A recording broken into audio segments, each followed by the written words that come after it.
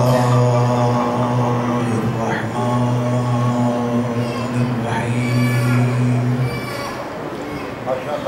اللهم كل وليك الحجة ابن الحسن صلواتك عليه وعلى آبائه في هذه الساعة وفي كل ساعة وليا وحافظا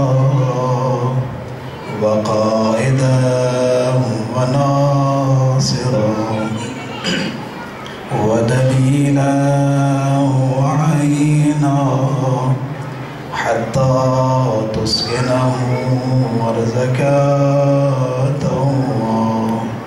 وتمتعه فيها طويلا برحمتك يا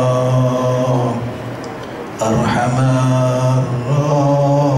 الراحمين اللهم ارزقنا في الدنيا زيارة الحسين وفي الآخرة شفاعة الحسين پروردگار محمد و آل محمد کا واسطہ یہ مجلس یا غداری اپنی بارگاہ میں قبول فرما جتنے مومنین حاضر ہیں پروردگار ان کے دلوں میں جو دعائیں ہیں تو دلوں کے رازوں سے واقف ہے ان دعاؤں کو اپنی بارگاہ میں مستجاب فرما محمد و آل محمد کے صدقے جو مومنین پریشان حال ہیں ان کی پریشانیاں دور فرما جو بیمار ہیں انہیں صحت و سلامتی عنایت فرما پروردگار وہ مومنین جو پچھلے سال اس فرش اعظام میں شامل تھے اس سال وہ اس دنیا میں نہیں ہے پروردگار ان کے درجات بلند فرما اعلیٰ علیین میں جگہ عنایت فرما ہمارے امام کے ظہور میں تعجیل فرما عزاداروں کی حفاظت فرما اپنی اپنی دعاؤں کی قبولیت کے لیے امام کے ظہور میں تعجیل کے لیے بآواز بلند تر صلوات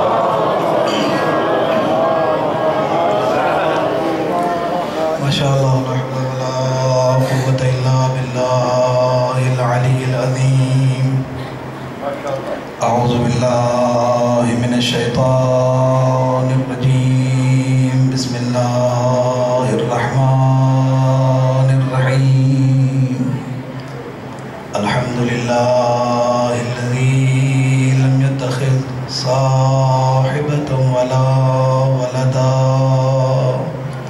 ولم يكن له شريك في الملك ولم يكن له ولي من الذل وكبره تكبيرا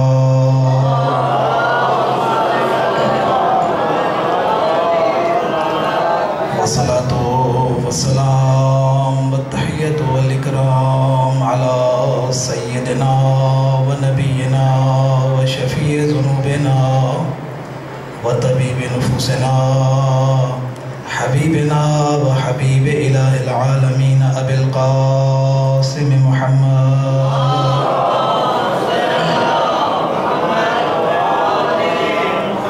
وعلى ابن عمه ووزيره ووصيه وخليفته نور الأنوار حجة الجبار والد الأئمة الأطهار قسيم الجنة والنار المولود في البيت ذي الأستار إمام المشارق والمغارب الذي حبه فرض على الحاضر والغائب أسد الله الغالب غالب على كل غالب علي بن أبي طالب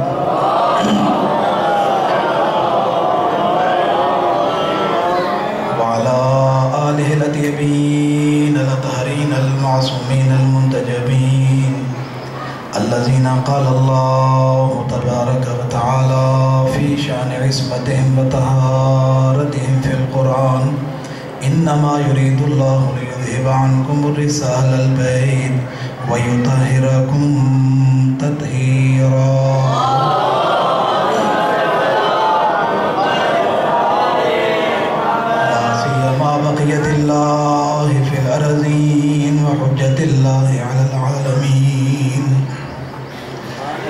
الحق الجديد والعالم الذي علمه لا يبيد العدل المشتهر والمهدي المنتظر عجل الله فرجه الشريف صلوات ورحمة الله على أحبابهم وشيعتهم ومواليهم ولعنة الله على أعدائهم ومنكري فضائلهم وعصمتهم وغاصبي حقوقهم أجمعين من يومنا هذا إلى قيام يوم الدين. أما بعد فقد قال رسول الله صلى الله عليه وآله وسلم إنا لقتل الحسين حرارة في قلوب المؤمنين لا تبرد أبدا. صلوات بھیج دیں محمد.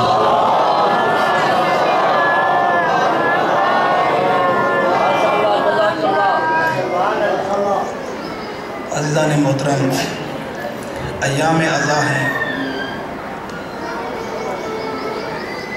اور فاصلہ ضرور رہا ہے، لیکن میں آپ کے مزاج سے واقف ہوں اور آپ میرے بھی مزاج سے واقف ہوں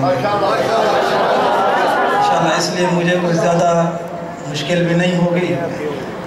میں آپ لوگوں کو اچھے طریقے سے جانتا ہوں کس انداز سے آپ سننے والے ہیں. نئے بندے کے لیے تھوڑی پریشانی ہوتی ہے. فاصلہ ضرور رہا ہے لیکن ہم بلا فصل کے ماننے والے ہیں. یہ فاصلے ہمارے لیے اثر نہیں کرتے. یہ فرش عزا جہاں ہم بیٹھے ہیں، اللہ کا شکر ادا کریں کہ اس پروردگار نے ہمیں یہ شرف پھر بخشا کہ ہم اس سال پھر حسین کی عزاداری کر سکے. یہ بہت بڑا شرف ہے، بہت بڑی عزت ہے. اہل عزا ہونا یہ بہت بڑی عزت ہے. اہل ولا ہونا یہ اس سے بڑھ کر عزت ہے. اس لیے اہل عزا ہونا یعنی حسین کا غم منانے والا انسان بہت عظیم ہے. اور پھر اس کے بعد جو ہمارے اور آپ کے دلوں میں محبت اہل بیت ہے، یہ سب سے بڑی نعمت ہے. اس سے بڑھ کر اور کوئی نعمت ہو ہی نہیں سکتی ہے. ایک عرض کروں گا، ان بچوں کو تھوڑا سا اگر آپ بٹھانے کی کوشش کریں نا، اور کچھ نہیں ہوتا، بس یہ تھوڑا سا توجہ ہٹ جاتی ہے مجمع کی. اور میں آپ لوگوں کو پہلے سے بھی جانتا ہوں، دیکھیں خطیب تو پڑھتا ہی ہے، لیکن جو مجمع ہوتا ہے اس کو بھی بولنا چاہیے. اس لیے کہ انسان اپنی زبان کے نیچے چھپا ہوا ہے. مولا کائنات کا فرمان سنا کہ انسان اپنی زبان کے نیچے چھپا ہوا ہے. مولا کائنات فرماتے ہیں اگر کوئی بندہ خاموش بیٹھا ہو ہمیں پتہ نہیں چلے گا کتنا عقل مند ہے، کتنا بے وقوف ہے، لیکن جب وہ بولے گا اب پتہ چلے گا اس کا معیار کیا ہے. مجلس پڑھنے والا خطیب جب بولتا ہے تو پتہ چلتا ہے اس میں علم کتنا ہے، اور مجمع جب اس کے ساتھ بولے تو پتہ چلتا ہے ان کے دلوں میں عشق اہل بیت کتنا ہے. تو جب مجمع بولے گا تو پتہ چلے گا ان کے دلوں میں عشق اہل بیت کتنا ہے. عزیزان گرامی، اللہ کا شکر ادا کریں. آپ دیکھیں دنیا والے اس وقت کہاں کہاں اپنا وقت ضائع کر رہے ہیں. آپ کہاں بیٹھے ہیں؟ حسین کی بارگاہ میں بیٹھے ہیں. یہ فرش عزا کوئی عام جگہ نہیں ہے. جس فرش عزا پہ آپ بیٹھے ہیں یہ وہ مقام ہے کہ جو اس دنیا میں کائنات میں بلند ترین مقام یہی فرش عزا ہے. اس لیے کہ جتنے بھی لوگ ہیں دیکھیں یہ ایسا مجمع آپ کہیں نہیں دکھا سکتے. پوری کائنات میں چلے جائیں ایسا مجمع کہ جو زمین پر بیٹھنے والا ہو لیکن ہو سب سے اونچا، زمین پر بیٹھنے والے سب سے اونچے ہوں، ایسا مجمع آپ کہیں نہیں دکھا سکتے. دلیل یہ ہے کہ اگر اس فرش عزا سے کوئی بلند مقام ہوتا تو پھر آسمان والے وہاں جاتے یہاں نہ آتے.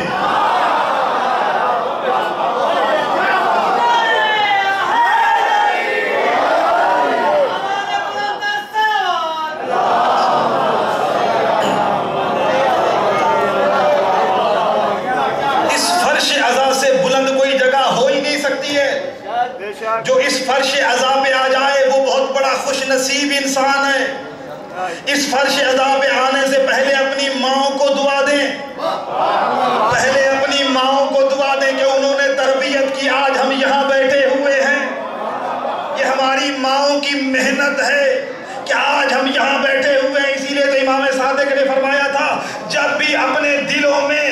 میرے جد علی ابن ابی طالب کی ولایت کی ٹھنڈک محسوس کرنا، اپنی ماں کو دعا دینا۔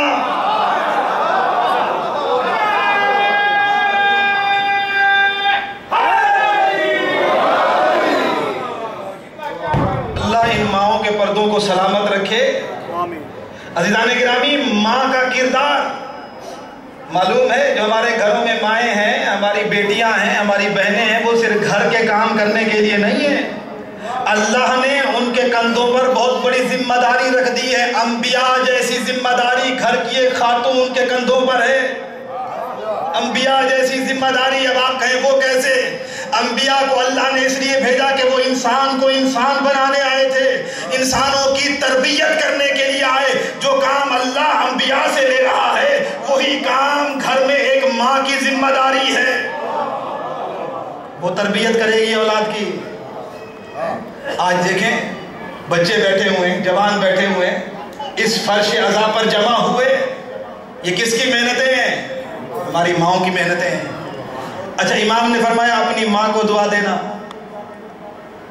کہا جب بھی ہمارے جد علی ابن ابی طالب کی ولایت کی ٹھنڈک محسوس کرنا، اپنی ماں کو دعا دینا۔ اچھا، امام نے یہ نہیں کہا جب نماز پڑھ لینا تو مصلی پر کھڑے ہو کر اپنی ماں کو دعا دینا۔ روایت آپ کے سامنے ہے۔ یہ نہیں کہا جب روزہ رکھنا، جب افطار کرنا تو اپنی ماں کو دعا دینا، کہا نہیں کہا۔ کہا یہ کہا کہ جب حج کر کے آؤ، اپنے گھر پہنچو تو اپنی ماں کو دعا دینا، کہا نہیں کہا۔ یہ کہا جب زکوٰۃ ادا کرنا تو اپنی ماں کو دعا دینا، کہا نہیں کہا۔ نماز بھی واجب، روزہ بھی واجب، حج بھی واجب، زکوٰۃ بھی واجب، خمس بھی واجب، لیکن کہیں یہ نہیں کہا کہ جب یہ کام کرو تو اپنی ماں کو دعا دینا، اگرچہ یہ کام بھی واجب ہے۔ عزیزان گرامی، نماز بھی واجب ہے، روزہ بھی واجب ہے، لیکن نماز الگ واجب ہے، روزہ الگ واجب ہے، حج الگ واجب ہے، زکوٰۃ الگ واجب ہے، لیکن ولایت علی کے لیے اس لیے کہا کہ جہاں ولایت علی ہوگی، ولایت علی میں سارا دین آ جاتا ہے۔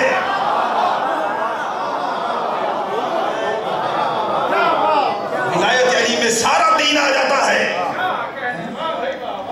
اسی لیے تو کہا جب بھی ہمارے جد علی ابن ابی طالب کی ولایت کی ٹھنڈک اپنے دلوں میں محسوس کرنا تو اپنی ماں کو دعا دینا۔ عزیزان گرامی، ولایت اہل بیت سب سے بلند ہے۔ وہ مسلمان نہیں جو نماز کا انکار کرے، جو روزے کا انکار کرے وہ مسلمان نہیں ہے، جو حج کا انکار کرے وہ مسلمان نہیں ہے۔ امام محمد باقر علیہ السلام نے فرمایا تھا اسلام کی بنیاد 5 چیزوں پر ہے، اسلام کی بنیاد 5 چیزوں پر ہے۔ وہ کون کون سی ہیں؟ امام نے فرمایا نماز، روزہ، حج، زکوٰۃ اور ولایت اہل بیت۔ رابی نے پوچھا مولا اس میں سب سے اہم کون سی ہے؟ نماز ہے، فرمایا نہیں۔ کہا مولا پھر روزہ اس سے سب میں زیادہ اہم ہوگا، فرمایا نہیں۔ کہا پھر حج، فرمایا نہیں۔ زکوٰۃ، کہا نہیں۔ کہا مولا یہ ساری چیزیں اہم نہیں ہے، افضل نہیں ہے، فرمایا نہیں۔ تو کہا مولا پھر افضل کیا ہے؟ فرمایا ولایت اہل بیت ان سب سے افضل ہے۔ کہا مولا وہ کیسے؟ فرمایا نماز کچھ ایسی حالتیں ہوتی ہیں کہ جن حالت میں نماز قصر ہو جاتی ہے، آدھی ہو جاتی ہے، مسافر پر نماز قصر ہو جاتی ہے، روزہ مسافر پر واجب نہیں ہے، حج اس پر واجب ہے جو صاحب استطاعت ہو، زکوٰۃ اس پر واجب ہے جس کے پاس نصاب ہو۔ فرمایا یہ ساری عبادتیں کبھی کبھی معاف ہو جاتی ہے، لیکن ولایت علی مریض پر بھی واجب ہے، صحت مند پر بھی واجب ہے، امیر پر بھی واجب ہے، غریب پر بھی واجب ہے، مسافر پر بھی واجب ہے۔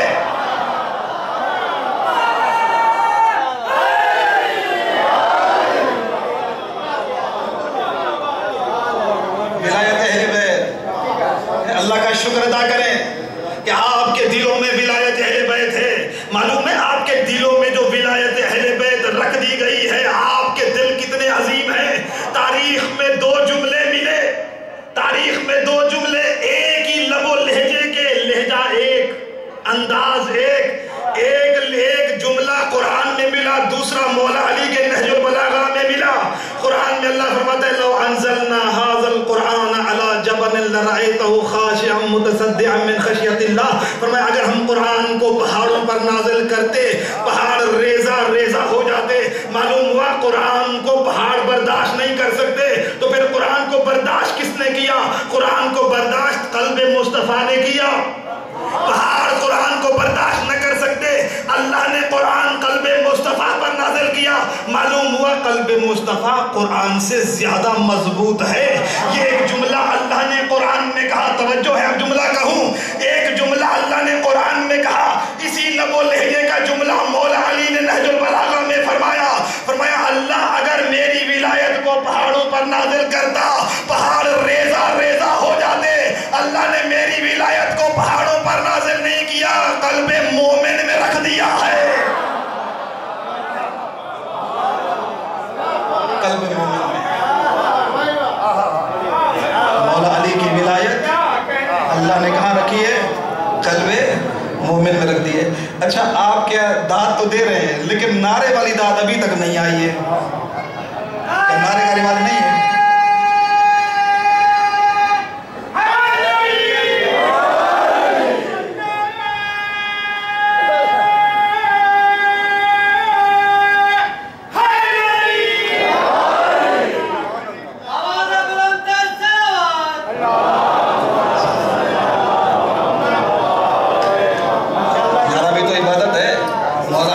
زبان سے لینا عبادت ہے.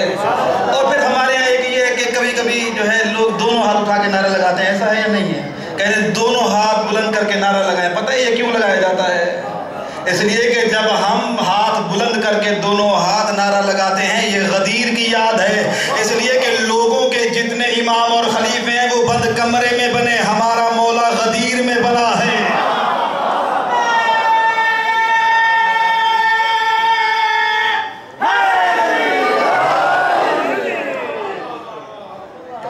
گرامی فرمایا اللہ نے میری ولایت کو پہاڑوں پر نازل نہیں کیا, پہاڑ برداشت ہی نہیں کر سکتے تھے. علی کی ولایت کہاں رکھی گئی؟ مومن کے دل میں. معلوم ہوا قرآن کے لیے قلب مصطفیٰ چاہیے, ولایت علی کے لیے قلب مومن کی ضرورت ہے. معلوم ہوا ولایت علی کے لیے دلوں کا پاک ظرف چاہیے, اسی لیے تو کسی کم ظرف کے پاس علی کی ولایت نہیں ہوتی ہے. لوگ کہتے ہیں جی علی کو نہیں مانتے, وہ نہ مانے, بالکل نہ مانے, کبھی گھبرانا نہیں, نہ مانے اہل بیت کو کبھی نہ گھبرانا. اس لیے کہ یہ ان کی اولادیں ہیں, ان کے ماننے والے ہیں جنہوں نے رسول اللہ کو اپنی آنکھوں سے دیکھا. حسن و حسین پشت پر سوار ہیں پھر بھی نہ مانے. علی کو اپنے ہاتھوں پہ بلند کر کے کہا من کنت مولا فہذا علی مولا, دیکھ کر نہ مانے. دیواریں کعبہ شک ہوئی پھر بھی نہ مانے. رسول نے علی کو دوش پر اٹھایا پھر بھی نہ مانے. بتائیں کعبے کا قصور ہے کیا علی کا قصور ہے؟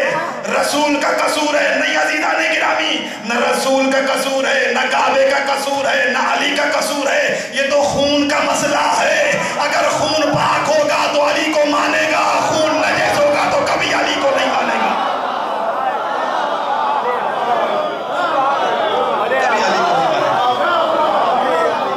اس لیے کہ رسول اللہ نے فیصلہ کر دیا, جملہ میرا نہیں ہے, اللہ کے رسول نے فیصلہ کر دیا تھا. یا علی لا یحبک الا طاہر الولادہ ولا یبغضک الا خبیث الولادہ. علی تجھ سے محبت وہی کرے گا جس کی ولادت پاک ہوگی, اور تجھ سے دشمنی وہی کرے گا جس کی ولادت میں نجاست ہوگی. تو عزیزان گرامی یہ ہر ایک کو نصیب ہونے والی نہیں ہے یہ ولایت, یہ محبت اہل بیت. ایک شخص آیا تھا امام صادق کے پاس اور کہا کہ مولا میرے لیے دعا کر دے. کہا مولا میرے لیے دعا کریں. کس چیز کی؟ کہا دعا یہ کریں کہ اللہ مجھے جنت عطا کرے, جنتی بنا دے اللہ مجھے. فرمایا یہ دعا نہ کر, دعا یہ کر کہ اللہ تجھے جنت سے نہ نکالے. کہا مولا یہ دعا تو وہ کرے جو جنتی ہو, جس کو یقین ہو کہ میں جنتی بن گیا. آپ کو کہ اللہ مجھے جنتی رکھنا, مجھے جنت سے نہ نکالنا. مولا یہ کیسے؟ آپ کہہ رہے ہیں کہ تم یہ دعا کرو کہ اللہ تمہیں جنتی رکھے, یعنی میں جنتی ہوں, یہ کیسے؟ فرمایا یہ بتا تیرے دل میں ہماری محبت ہے یا نہیں ہے؟ کہا ہاں مولا آپ کی محبت تو میرے دل میں. فرمایا سودا کرے گا؟ کہا نہیں. کہا پھر تیرے پاس اتنی عظیم نعمت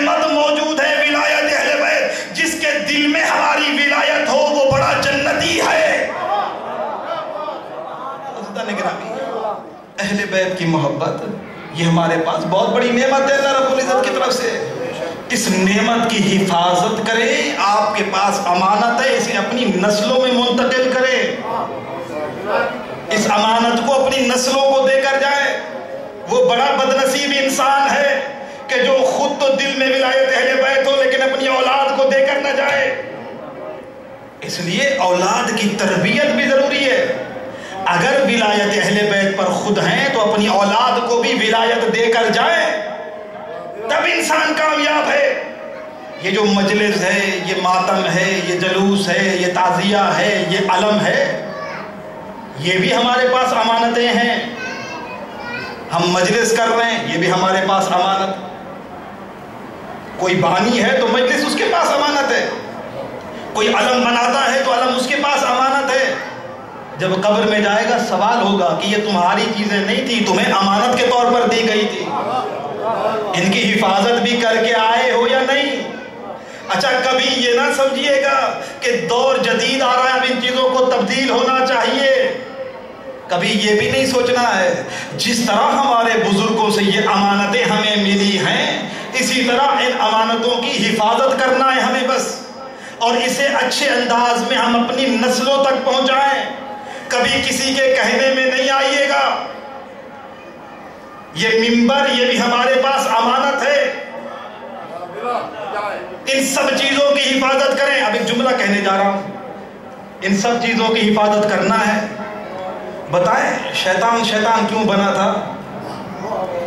اللہ نے کہا تھا کہ آدم کو جب بنا دوں سجدہ کرنا, یہ کہا تھا؟ کہا نہیں, جب اس میں اپنی روح ڈال دوں. یہی کہا تھا نا, توجہ ہے نا حضرات کی, کیا کہ جب آدم میں اپنی روح ڈال دوں تب سجدہ کرنا. اچھا, جب اس کو کہا سجدہ, اس نے کہا میں اس کو سجدہ نہیں کروں گا. کیوں؟ کہا اس لیے کہ تو نے مجھے آگ سے پیدا کیا, اسے مٹی سے پیدا کیا. یہی کہا تھا نا. کہا میں اسے سجدہ نہیں کر سکتا, حالانکہ سجدہ مٹی کو نہیں تھا. کہا جب میں روح ڈال دوں تب سجدہ کرنا. معلوم ہوا شیطان نے جسم دیکھا تھا, وجہ تعظیم نہ دیکھی. جملے پہ توجہ رہے. شیطان نے خالی جسم دیکھا تھا, وجہ تعظیم نہ دیکھی. شیطان کی نظر جسم پر تھی. یہ نہ معلوم تھا اس بدبخت کو کہ سجدہ کس کو ہے, روح کو ہے. معلوم ہوا شیطان کی نظر کس پر تھی؟ جسم پر تھی. وجہ تعظیم معلوم نہ تھی. جس طرح خاک کربلا خاک ہونے کی وجہ سے محترم نہیں ہے, خون حسین کی وجہ سے محترم ہے. یہ منبر لکڑی کی وجہ سے محترم نہیں ہے, نسبت رسول کی وجہ سے محترم ہے. علم لکڑی کی وجہ سے, کپڑے کی وجہ سے محترم نہیں ہے, بلکہ نسبت عباس کی وجہ سے محترم ہے. تو اب جملہ کہنے دے, اگر کوئی خاک کربلا کو صرف خاک سمجھے, نسبت حسین کو نہ دیکھے, تعزیے کو صرف لکڑی سمجھے, نسبت حسین نہ سمجھے, منبر کو لکڑی سمجھے, نسبت رسول نہ سمجھے, اور علم کو کپڑا سمجھے, نسبت عباس نہ دیکھے, سمجھ جانا یہ شیطان والا عقیدہ ہے, قرآن والا عقیدہ نہیں ہے. یہ شیطان والا عقیدہ ہے. ہم علم کا احترام نسبت عباس کی وجہ سے کرتے ہیں. خاک کربلا خون حسین کی وجہ سے محترم ہے. منبر لکڑی ہے. دیکھیں یہ اسباب عزا, علم, تعزیہ, تابوت, ذوالجناح, یہ ہمیں کیا پیغام دینا چاہتے ہیں؟ ہر سال علم بناتے ہیں, ہر سال تعزیہ بناتے ہیں, تابوت بناتے ہیں, آپ جھولا بناتے ہیں. یہ چیزیں ہمیں کیا سبق دینا چاہتی ہیں؟ اسباب عزا. یہ کچھ باتیں میں بچوں کے لیے عرض کر رہا ہوں, آپ بزرگ آگاہ ہیں ان چیزوں سے. یہ چیزیں ہمیں کیا دینا چاہتی ہیں, کیا سمجھانا چاہتی ہیں؟ یہ علم کبھی سوچا ہم نے, وہ علم جس کو ہم نے اپنے ہاتھوں سے بنایا, لکڑی ہم نے خود سیدھی کی, باہر سے کپڑا اپنے ہاتھوں سے لے کر آئے, وہ علم جس کو ہم نے اپنے ہاتھوں سے بنایا, اس میں روب کہاں سے آ گیا؟ وہ تعزیہ جس کو ہم بناتے ہیں, وہ زری جس کی شبیہ ہم بناتے ہیں, ہم نے اپنے ہاتھوں سے بنائی, اور یہ بھی ہمیں یقین ہے کہ یہ امام حسین کی اصل قبر نہیں ہے، یہ اس کی شبیہ ہے، تو بتائیں اس میں وہ کشش کہاں سے آ گئی کہ جو لوگوں کے قدم اپنی طرف کھینچ رہی ہے؟ وہ زلجلہ جس کو ہم اپنے ہاتھوں سے بنا رہے ہیں، اس زلجلہ کو اپنے ہاتھوں سے بناتے ہیں، دیکھتے ہی ہمیں رونا آ جاتا ہے۔ کبھی سوچا ان میں یہ چیزیں کہاں سے آ گئی، یہ کشش کہاں سے آ گئی؟ سمجھیے یہ اسباب ازا، ایسا نہیں ہے کہ ہم نے علم بنایا، ہمارا بنایا ہوا ہے، بناتے ہم ہیں لیکن روب کوئی اور ڈالتا ہے، تعزیہ ہم بناتے ہیں لیکن کشش کوئی اور ڈالتا ہے۔ عزیزان گرامی، دنیا کبھی نہیں سمجھے گی، لوگ کہتے ہیں یہ مجلس کیوں کرتے ہیں، یہ کب تک ہم کرتے رہیں گے؟ دنیا کو اتنا پتہ نہیں ہے کہ امام حسین نے ایسی قوم پیدا کر دی ہے، حسین نے ایسی قوم پیدا کی ہے جو اپنا آرام تو چھوڑ سکتی ہے لیکن حسین کو نہیں چھوڑ سکتی، جو اپنے گھر تو چھوڑ سکتے ہیں لیکن حسین کو نہیں چھوڑ سکتے۔ امام حسین نے ایسی قوم پیدا کر دی ہے۔ یہ عزاداری کوئی رسم و رواج نہیں ہے کہ ہم باپ دادا سے مجلس ملی ہے بس رسم و رواج کے طور پر کرتے آئے ہیں، نہیں کریں گے تو لوگ کیا کہیں گے؟ نہیں عزیزان گرامی، ایسی بات نہیں ہے۔ یہ عزاداری، یہ مجلس، یہ ماتم، یہ علم، یہ جتنی چیزیں ہیں ہمارے باپ دادا سے ہمارے پاس امانتیں ہیں، یہ انہوں نے ہمیں دی، ہمیں اس کو اپنی نسلوں میں منتقل کر کے جانا ہے، تب ہم کامیاب ہیں۔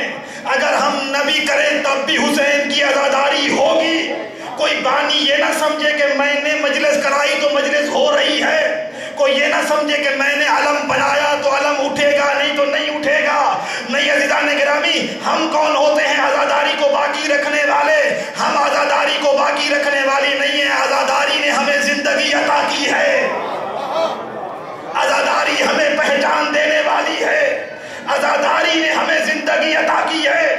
اگر ہم گریہ نہ بھی کریں تو حسین کو کائنات گریہ کرے گی، حسین پر کائنات رونے والی ہے۔ اسی لیے شاعر نے بڑا پیارا جملہ کہا غم حسین میں سارا جہان روتا ہے، غم حسین میں سارا جہان روتا ہے، زمین روتی ہے یہ آسمان روتا ہے۔ شاعر نے کہا جہاں حسین کی مجلس بپا نہیں ہوتی، مکین روئے نہ روئے مکان روتا ہے۔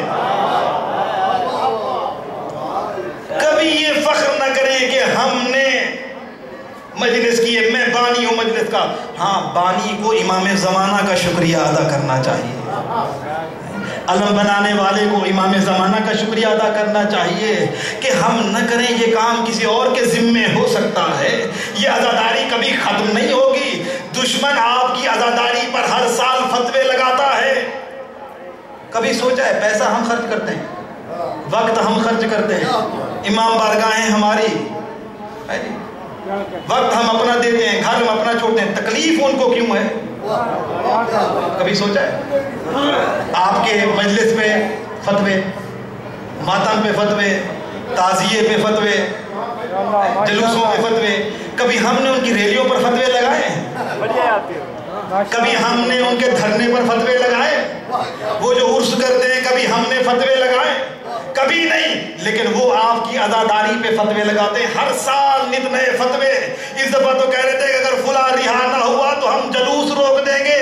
ارے پہلے یہ تو طے کرو تم ہمارے دشمن ہو یا حسین کے دشمن ہو؟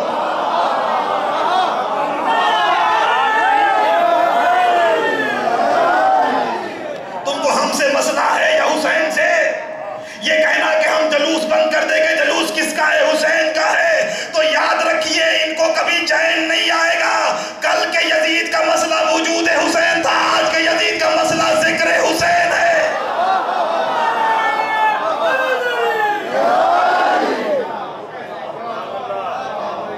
اس نے اپنی پہچان کرائی، اس کا تعلق کس سے ہے؟ یہ جو ذکر اہل بیت میں آتا جائے گا پتہ چلتا جائے کس کو محبت ہے کس کو دشمنی ہے۔ ہم تو حسین کا غم منانے کے لیے بیٹھے ہوئے ہیں، آؤ تم بھی ہمارے ساتھ آ جاؤ، ہم بھی تو حسین کا غم منا رہے ہیں، حسین نواسہ رسول ہے، آؤ ہمارے ساتھ مل کے حسین کا غم مناؤ۔ ہم یہ عزاداری کس لیے کرتے ہیں؟ دو جملے اپنے بچوں نوجوانوں کے لیے عرض کر دو، عزاداری کس لیے کرتے ہیں؟ دیکھ رہے ہیں دشمن کتنا آپ پہ اعتراض کر رہا ہے، دن رات پیسہ خرچ ہو رہا ہے، محنتیں کر رہے ہیں، پورا پورا سال محنت کرتے ہیں کہ مجلس میں نہ جاؤ، ماتم میں نہ جاؤ، جلوسوں میں نہ جاؤ، ہر سال ان کی محنت، پورا پورا سال محنت کرتے ہیں، لیکن اللہ نے حسین کی طاقت دیکھیں، وہ کیوں منع کرتے ہیں؟ ہم نے تو کبھی منع نہیں کیا۔ عزیزان اکرامی، بات واضح سی ہے کہ روشنی کو اندھیرے سے خطرہ نہیں ہوتا ہے، اندھیرا روشنی سے ڈرتا ہے۔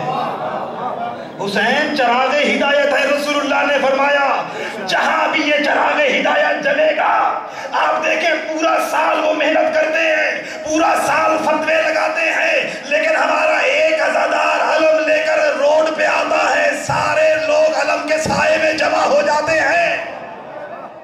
ان کو یہی تو فکر ہے کہ ہم پورا سال محنت کرتے ہیں، یہ ایک مجلس رکھ دیتے ہیں، لوگ خود بخود پہنچ جاتے ہیں۔ جیسی درس گاہیں ہمارے پاس ہیں، ایسی کسی کے پاس در در کی ٹھوکریں کھاتے ہیں، لیکن جیسی درس گاہ ہمارے پاس موجود ہے مجلس امام حسین، ایسی تربیت گاہیں کسی کے پاس نہیں ہے۔ کسی قوم کی ترقی دیکھنی ہو، ترقی کو 3 طریقے سے آپ تقسیم کر سکتے ہیں۔ کسی قوم کو، کوئی ترقی یافتہ قوم ہو نا، 3 طریقوں سے تقسیم کر سکتے ہیں۔ ایک ان کا ماضی ہے، بزرگ بوڑھے ماضی ہو گئے، ایک حال کون نوجوان، ایک آنے والے مستقبل، وہ کون ہے بچے ہیں۔ کسی بھی قوم، ترقی یافتہ قوم کو دیکھنا ہو 3 حصوں میں تقسیم کر سکتے ہیں، ماضی میں بزرگ، حال میں نوجوان، مستقبل میں بچے۔ لیکن اللہ نے حسین کی عزاداری، یہ کیسی قوم ہے، یہ کیسی درسگاہ ہے جہاں پر آپ کو تینوں قسم کے مل جائیں گے۔ یہ ایسی مجلس ہے کہ جہاں پر نوجوان بھی بیٹھے ہوئے ہیں، جہاں پر بزرگ بھی موجود ہیں، جہاں پر بچے بھی موجود ہیں۔ یہ ایسی درسگاہ ہے، درسگاہ حسین، یہ مجلس حسین ایسی درسگاہ ہے کہ جہاں ہمارے بزرگوں کو وقار ملتا ہے، نوجوانوں کو احترام ملتا ہے، بچوں کو تہذیب ملتی ہے۔ دنیا جتنی کوشش کرتی کر لے، مجلس امام حسین میں ہمارے بچوں کو تربیت ملتی ہے۔ عزیزان اکرامی، ایسا مجمع آپ کہیں نہیں دکھا سکتے کہ جیسا مجمع فرش عزا پہ ملے گا۔ آپ دیکھیں دنیا میں جا کر دیکھیں، کوئی ریلیاں ہوں، کوئی دھرنے ہوں، بیٹھنے میں بڑا امتیاز ہوتا ہے، چھوٹے بڑے میں فرق رکھا جاتا ہے، یہ امیر ہے، یہ غریب ہے، ایسے ہے یا نہیں ہے؟ یہ وزیر اعلیٰ ہے، یہ وزیر اعظم ہے، یہ فلاں ہے، یہ فلاں ہے، یہ استاد ہے، یہ شاگرد ہے، ہر ایک کے لیے بیٹھنے کے لیے الگ الگ جگہ ہوگی۔ لیکن دھرنے میں تو بیٹھے ہوں گے، ریلیوں میں بیٹھے ہوں گے، لیکن دل بہت دور ہوں گے، ایک دوسروں سے نفرت بھی ہوگی، حسد بھی ہوگا، کینہ بھی ہوگا۔ لیکن حسین کی بارگاہ میں کتنی طاقت ہے حسین میں، وہ جو پورا سال ایک دوسرے کے ساتھ بیٹھتے نہیں تھے، لیکن فرش عزا میں ایک ساتھ بیٹھے ہوئے ہیں۔ یہ طاقت صرف حسین میں ہے۔ کوئی امیر ہے، کوئی غریب ہے، کوئی وزیر ہے، کوئی مشیر ہے، کوئی استاد ہے، کوئی شاگرد ہے، جب حسین کی مجلس میں آئے گا تو نہ کوئی استاد ہے، نہ کوئی شاگرد ہے، نہ کوئی ڈاکٹر ہے، نہ کوئی وزیر ہے، یہاں پر جو بھی آئیں گے وہ حسین کے عزادار ہیں۔ حسین کا عزادار بن کے آئے گا، یہاں کوئی امتیاز نہیں ہے، یہاں کوئی امتیاز نہیں ہے، سب حسین کے عزادار بیٹھے ہوئے ہیں۔ اللہ رے عظمت امام حسین، بڑے سے بڑا آدمی بھی آ کر بیٹھ جائے عزادار کے ساتھ بیٹھے گا۔ امام حسین نے کیسی ایک جیسی عزت سب کو دے دی ہے، ایسی بارگاہ آپ کہیں دکھا سکتے ہیں؟ نہیں عزیزان اکرامی، جتنا بڑا بھی ہو جائے آپ اس کے لیے کرسی رکھیں، کہے گا نہیں میں یہاں بیٹھنا فخر محسوس کرتا ہوں۔ اللہ اکبر، یہ ہے عظمت امام حسین۔ اس ذکر کی عظمت کو سمجھیں۔ میں نے کہا نا، امام نے فرمایا اپنی ماں کو دعا دینا، جب بھی مجلس میں آؤ سب سے پہلے ماں کو دعا دو، اس کے بعد اپنے باپ کو دعا دو۔ اس لیے اپنے باپ کو دعا دینا چاہیے کہ دنیا میں جتنے بھی لوگ ہیں سب کو اپنے باپ سے کوئی نہ کوئی شکوہ شکایت رہتی ہے کہ میرا باپ مجھے گاڑی دے کر نہیں گیا، میرا باپ مجھے گھر دے کر نہیں گیا، میرا باپ مجھے زمینیں دے کر نہیں گیا، میرے باپ نے میرے لیے کیا چھوڑا، یہ شکایت رہتی ہے نہیں رہتی ہے؟ لیکن عزیزان گرامی، جو اس فرش عزا پر بیٹھا ہے اسے یہ فکر نہیں ہے کہ میرا باپ میرے لیے کیا چھوڑ کر گیا، اسے اتنا پتا ہے کہ میرے باپ نے میرے لیے دولت چھوڑی ہو یا نہ چھوڑی ہو، جائیداد چھوڑی ہو یا نہ چھوڑی ہو، زمینیں چھوڑی ہو یا نہ چھوڑی ہو، میرے باپ نے میرے لیے گھر چھوڑا ہو یا نہ چھوڑا ہو، ایک دولت جو میرے باپ نے مجھے دی ہے وہ کافی ہے۔ اس فرش عزا پر بیٹھنے والا فخر کرتا ہے کہ میرے باپ نے کچھ چھوڑا ہو نہ چھوڑا ہو، لیکن میرے باپ نے مجھے دولت عشق حسین دی ہے، ایسی دولت دی ہے کہ جو دنیا میں بھی کامیاب آئے گی، آخرت میں بھی کام آئے گی۔ یہ دولت جو باپ دے کر گئے یہ دنیا میں بھی کام آئے گی اور آخرت میں بھی کام آئے گی۔ عزیزان گرامی، یہ عزاداری یہ ہمارے پاس امانت ہے۔ ہم عزاداری اس لیے نہیں کرتے کہ تبرک کھانے کے لیے آتے ہیں، اپنے شعور کو بلند کریں۔ مجلس میں کیوں آئے؟ ثواب کے لیے آئے؟ میں کہتا ہوں نہیں، ہدف اور بلند کریں، شعور کی بلندی کے لیے میں کہتا ہوں ہدف اور بلند کریں۔ جنت کے لیے مجلس میں آئے ہیں؟ میں کہتا ہوں نہیں، اپنے شعور کو اور بلند کریں۔ ہم مجلس میں آئے تو ہمارا ہدف اور مقصد ثواب نہیں ہونا چاہیے، ہم مجلس میں آئیں تو ہمارا ہدف اور مقصد تبرک نہیں ہونا چاہیے، نہیں تو پھر مجلس کا مقصد تو بہت چھوٹا ہو جائے گا نا۔ کیا ہم کھانے کے لیے مجلس میں آئے؟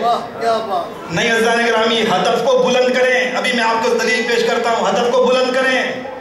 اسی لیے شاعر نے جملہ کہا تھا، کہا یہ شہر کے ہر کوچہ و دیوار پر لکھ دو،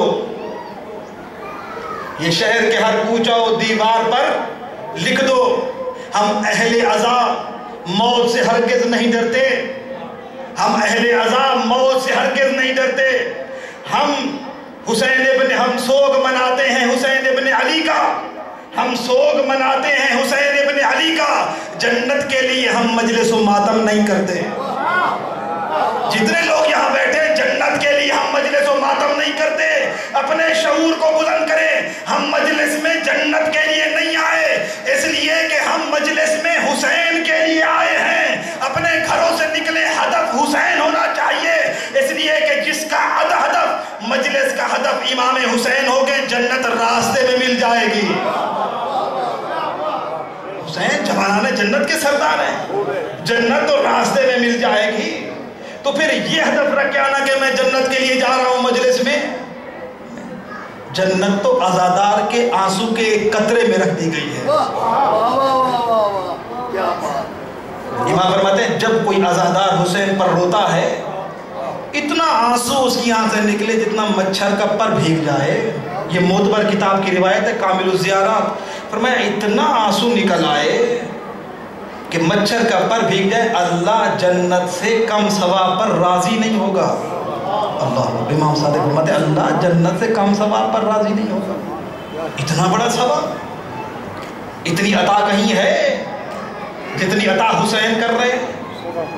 کائنات میں جا کر ڈھونڈیں، ایسی عطا آپ کو کہیں، ایسی بخشش اور کرم کہیں نہیں ملے گا جو حسین کے در سے آپ کو اور ہمیں ملے گا۔ اسی لیے بڑے بڑے علماء نے کتابوں میں لکھا، کہا جب مجلس میں جا رہے ہو تو اس وقت اگر کوئی پوچھے کہاں جا رہے تو یہ نہ کہنا مجلس میں، کہنا کربلا جا رہا ہوں، کہنا کربلا جا رہا ہوں۔ اور کہا جب مجلس میں بیٹھنا تو مجلس میں جتنی دیر آپ فرش عزا پر بیٹھے ہوئے ہیں، بڑے بڑے علماء نے لکھا، کہا فرش عزا پر بیٹھنے سے دعائیں ایسے قبول ہوتی ہیں جس طرح کوئی امام حسین کی زری پہ کھڑے ہو کر دعا کرے، اس طرح دعائیں قبول ہوتی ہیں۔ کہا جتنی دیر آپ مجلس میں بیٹھیں آپ ایسے سمجھے مجلس میں نہیں بیٹھے ہیں، خیمہ امام حسین میں بیٹھے ہوئے ہیں، امام حسین کے خیمے میں بیٹھے ہیں۔ تو عزیزان گرامی، آج پہلی مجلس محرم الحرام کی، انشاءاللہ یہ سلسلہ جاری رہے گا۔ وقت کی پابندی کوشش کروں گا میں بھی کروں اور آپ بھی کریں۔ مجلسیں ہمارے پاس امانت ہے، ان کی حفاظت کریں، ان مجلسوں کو اور عام کریں۔ جتنا ہو سکے اس عزاداری کو عام کریں، اپنے اپنے گھروں تک اس عزاداری کو لے کر جائیں، اپنے گھروں میں مجلسیں رکھیں۔ جب مجلس ہو رہی ہو کوشش کیا کریں باہر نہ کھڑے ہو، مجلس میں آ کر بیٹھیں، اس لیے کہ روایات موجود ہیں جہاں مجلس کے لیے مجمع بیٹھتا ہے، جہاں لوگ بیٹھتے ہیں، وہاں اہل بیت تشریف لاتے ہیں۔ اگر ہم تھوڑی دیر کے لیے کسی وزیر اعظم کے ساتھ بیٹھ جائیں، وزیر اعلیٰ کے ساتھ بیٹھ جائیں، تو دل کتنا خوش ہوگا، اپنے آپ کو کتنے بڑا محسوس کریں گے کہ میں وزیر اعلیٰ کے ساتھ بیٹھا ہوں، وزیر اعظم کے ساتھ بیٹھا ہوں۔ اور کتنے خوش نصیب ہیں وہ کہ جو فرش عزا پر بیٹھے ہوں، نہیں معلوم وہ کس معصوم کے پہلو میں بیٹھے ہیں۔ خوش قسمتی ہے، خوش نصیب ہے۔ مجلس میں آئے، اہل بیت کا جوار نصیب ہو جائے، اپنے گھروں میں مجلس رکھیں۔ امام صادق کا دور ہے، روایت کہتی ہے ایک شخص نے اپنے گھر میں مجلس رکھی، مجلس رکھنے کے بعد صبح جب امام کی خدمت میں آیا، صحابی تھا امام کا، امام نے فرمایا تم نے ہمارے جد کی مجلس رکھی لیکن مجھے اپنے گھر نہیں بلایا۔ عرض کرتا ہے مولا بات ذہن سے نکل گئی، اور میرا گھر اس لائق کہاں کہ میں آپ کو اپنے گھر میں دعوت دوں، میرا گھر اس لائق ہی نہیں۔ فرمایا تو نے ہمارے جد کی مجلس رکھی تھی، تو نے نہیں بلایا لیکن میں تیرے گھر آیا تھا۔ ہمارے گھر اس لائق نہیں ہے کہ ہم اپنے مولا کو بلا سکیں، لیکن مجلس رکھیں وہ ضرور آتے ہیں۔ ضروری نہیں بہت بڑی مجلس، بڑا پڑھنے والا کوئی بڑا خطیب ہو، چند لوگ بیٹھ جائیں، تھوڑے سے لوگ بیٹھ کے گھر میں مجلس کریں، خود ہی بیٹھ کر کچھ نہیں آتا کتاب اٹھا لیں، کسی امام کا معجزہ پڑھ لیں، مصائب پڑھ لیں۔ پتہ ہے مجلس پڑھنے کا ثواب کتنا ہے؟ سید عبد الحادی شیرازی بہت بڑے مجتہد گزرے، یہ کچھ باتیں ایام عزا میں ضروری ہوتی ہیں تاکہ ہم مقصد سمجھیں یہ کتنی عظیم، یہ جو ہمیں امانتیں ملی ہیں کتنی عظیم امانتیں ہیں، ہم ان کی قدر کریں۔ عبد الحادی شیرازی بہت بڑے مجتہد ہیں، کہتے ہیں میں نے خواب میں دیکھا، مشہد میں رہنے والے بہت بڑے مجتہد کہتے ہیں میں نے خواب میں دیکھا جنت کا دروازہ ہے، بہت بڑی لائن لگی ہے، امام صادق علیہ السلام کھڑے ہوئے ہیں، ایک ایک کا حساب لے کر اس کو جنت میں داخل کر رہے ہیں۔ کہتے لائن بہت لمبی تھی، کافی دیر ہو رہی تھی، کہتے اچانک میں نے دیکھا کہ میری دائیں طرف ایک اور لائن ہے، پوری ایک بڑی لائن لگی ہوئی ہے، لیکن وہ جلدی سے گزر رہے ہیں، وہ لوگ جلدی سے گزر رہے ہیں، جس لائن میں کھڑا ہوں وہ بڑی آہستہ، بہت دیر بعد حساب کتاب ہو رہا ہے، تو پھر آرام سے تھوڑی دیر بعد وقفہ ہو رہا ہے بہت دیر کا۔ کہتے میں نے دوسری لائن دیکھا وہ جلدی سے گزر رہے ہیں، کہتے جب میری نظر پڑی میں نے دیکھا جنت کے اس دروازے سے جس دروازے سے جلدی لوگ گزر رہے تھے، اس دروازے کے اوپر لکھا تھا باب الحسین، یہ حسین کا دروازہ ہے۔ جنت کے اس دروازے پہ لکھا ہے باب الحسین، یہ حسین کا دروازہ ہے۔ کہتے ہیں میں چپکے سے نکلا یہاں سے کہ اس لائن میں کھڑا ہو جاؤں تاکہ جلدی سے گزر جاؤں۔ کہتے جب میں اس لائن میں گیا تو میرے پاس ایک فرشتہ آیا، کہا آپ اس لائن میں کھڑے نہیں ہو سکتے۔ کہا کیوں؟ کہا آپ ادھر آ جائیں، اس لائن میں وہ کھڑے ہیں جو امام حسین کا ذکر کرتے تھے، جو مجلس پڑھتے تھے۔ کہتے جب میری جاگ ہوئی تو میں نے یہ وعدہ کیا اپنے کے ساتھ کہ جب تک زندہ ہوں اپنے گھر میں مجلس رکھوں گا، اپنے بیوی بچوں کے ساتھ بیٹھ کر میں خود پڑھوں گا۔ یہ اتنی عظیم آپ کے پاس عزاداری ہے، اپنے گھروں میں مجلس رکھیں۔ اس نے کہا مولا آپ کہاں تھے میرے گھر میں؟ امام صادق پر میں تمہارے گھر میں آیا تھا، تم نے نہیں بلایا لیکن میں تمہارے گھر میں آیا تھا۔ کہا مولا آپ کہاں تھے؟ فرمایا وہاں جہاں عزاداروں کی جوتیاں رکھی ہوئی تھی۔ فرمایا وہاں تم نے نہیں دیکھا کہ وہاں پر ایک سفید کپڑا بچھا ہوا تھا، میں اس کپڑے پر بیٹھا تھا۔ رو کر ہاتھ جوڑ کر کہتا ہے مولا آپ میرے گھر تشریف لائے، اندر تشریف لے آتے، مجلس میں اندر بیٹھتے۔ فرمایا میں کیسے اندر آتا؟ میں نے دیکھا میری دادی فاطمہ زہرا اندر بیٹھی ہوئی ہے۔ اس مجلس میں حسین کی ماں آتی ہے، اپنے گھروں میں مجلس رکھیں۔ یہ مجلس بی بی کی تمنا ہے، پاک بی بی چاہتی ہے کہ میرے حسین کی مجلس ہو۔ آپ کس جگہ آئے ہوئے ہیں کبھی توجہ تو کریں، یہ مجلس امام حسین ہمارے پاس امانت ہے، اپنے گھروں میں مجلس رکھیں۔ تاریخ کہتی ہے میاں بی بی تھے، ہر سال امام حسین کی گھر اپنے مجلس کرتے تھے۔ ایک دفعہ ان کے پاس کچھ پیسے نہ تھے، حالات ایسے تنگ ہو گئے کہ ان کے پاس مجلس کرانے کے لیے परेशान बैठे हुए हैं कि अब क्या होगा। अब तारीख ने लिखा कि बहुत परेशान बैठे हुए हैं। अब देखिए माओं की अजमत क्या होती है। अल्लाह जिनकी माएँ सलामत हैं उनका साया सलामत रखे, जिनकी माएँ इस दुनिया से चली गई अल्लाह उनके दर्जात बुलंद करे। अज़ीज़ान गिरामी, तारीख कहती है दोनों मियाँ बीवी परेशान बैठे हुए थे। उसकी बीवी ने कहा परेशान क्यों होते हो, अल्लाह ने ये हमें बेटा दिया है, छोटा है, इस बेटे को जाकर बेच दो। इमाम हुसैन की मजलिस के लिए बेटे को बेच दो। देख रहे हैं लोगों ने किस तरह अदादारी की।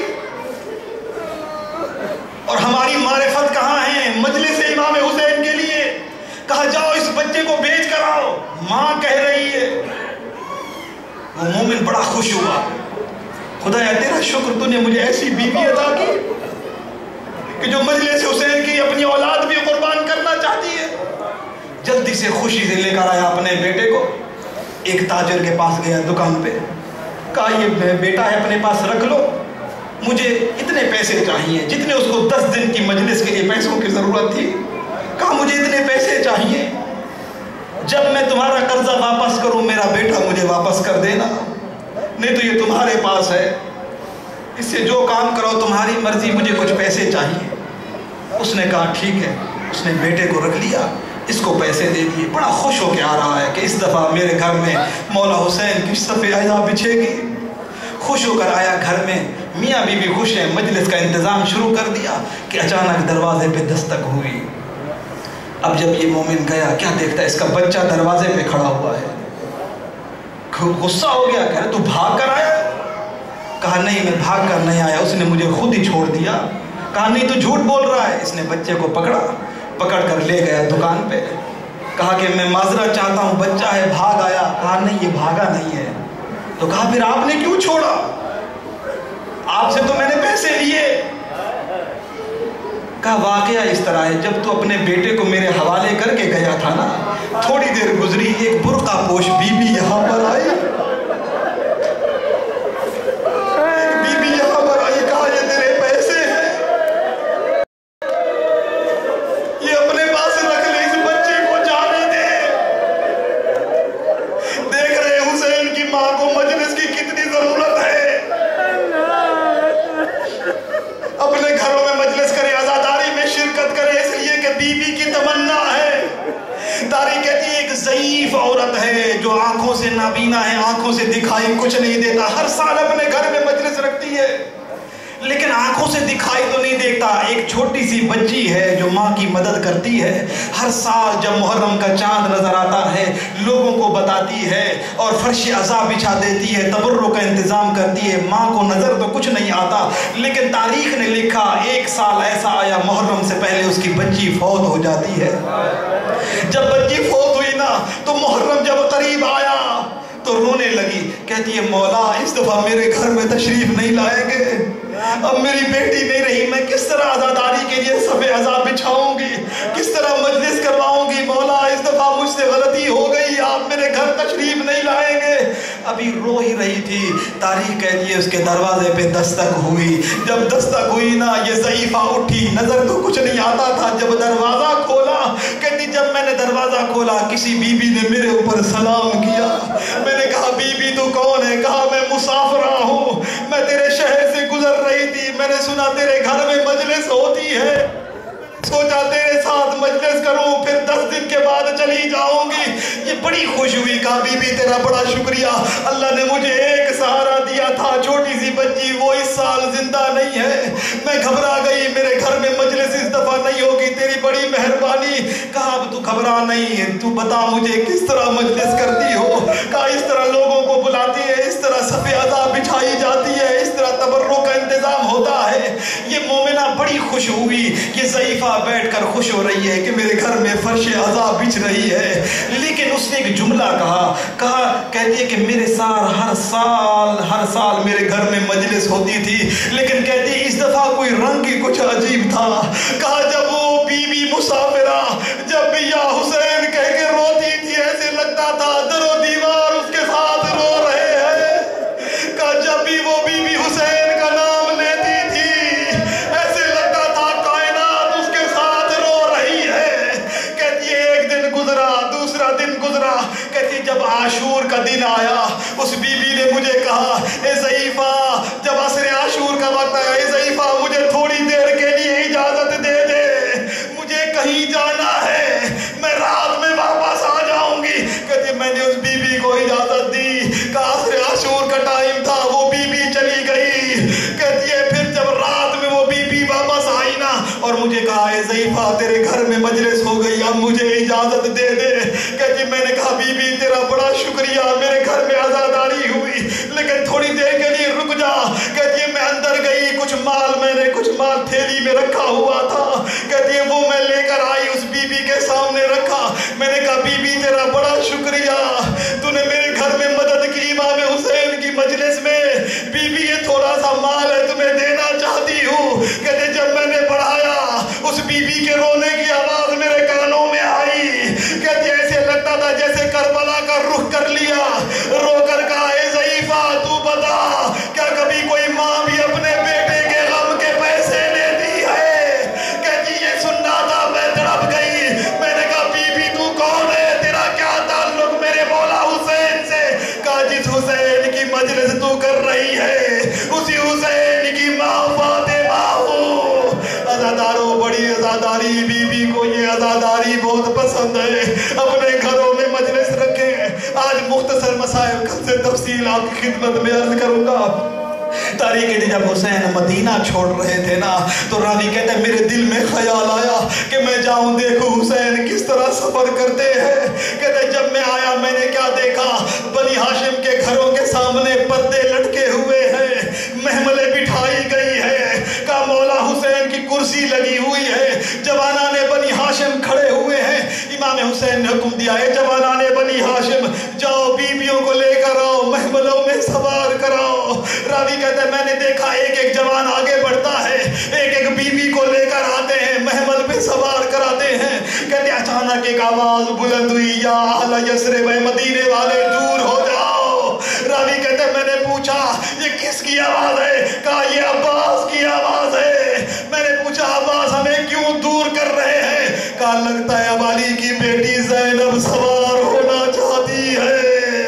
راوی کہتے ہیں میں نے دیکھا کہ جب علی کی بیٹی زینب گھر سے باہر آئی مولا حسین سے کرسی چھوٹ گئی، حسین احترام میں کھڑے ہوئے، عباس و علی اکبر آگے بڑھے، عباس نے گھٹنا ٹیکا، علی اکبر نے ہاتھ سے سہارا دیا، بی بی کو محمل میں سوار کیا۔